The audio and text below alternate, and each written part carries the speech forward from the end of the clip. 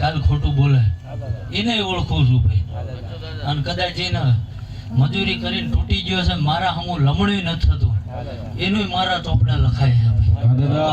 અને જેને જેને ગાંડામાં ગણતરી હતી અત્યારે એસી ચાલુ કરી બેહા હેવડાય. માગ્યું નહીં, મેં હાલ્યું નહીં ઝાલા, પણ જગત એમને મેણા મારતી હતી ને એ મારી સાથે સંપાઈ જતા હતા ભાઈ. એટલે એ બધા ઠેકાણા મેં પાડ્યા ભાઈ. એટલે પેલા તો જે મારા હે મારે એને રાજી રાખવાના. મારા એટલે કે નાચના વાળા નહીં પાડતો, પણ સમાજ ગમે નાચી એમ કહેતી હોય ભાઈ આ શું એમ.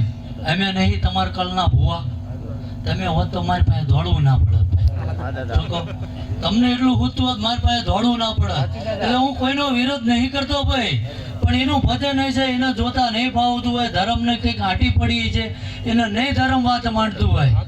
અને કદાચ એને તમારી નામની માળા કરીને કે અગરબત્તી કરીને કીધું હોય છે કે આને હાચા ઠેકાણે મોકલી દે છે, ને તમારી મારો હંગાત થયો હોય છે. બહુ ડાઈ વાત કરું છું ઝાલા, ગાંડું બોલતા મને નહીં આવડતું. એટલે એ હંગાત કર્યો હોય છે ભાઈ. બધાને ફાવન બધા આવા ખપી ગયેલા હોય, બીજા ધૂણે એ ખોટા એ નથી કહેતો. જ્યાને જેવી લાયકાત, 10મું ભણ્યો હોય એની પાસે MBBS નું સર્ટી ના હોય. અને અંગૂઠા સાપશું તો કઈ ડિગ્રી લઈને ફરવું એ નક્કી નહીં.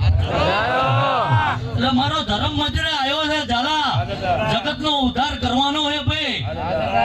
અને ઝાલા બીજું તો છોડી દીધું, એની કદાચ ચરણમાં મેળવી દીધું.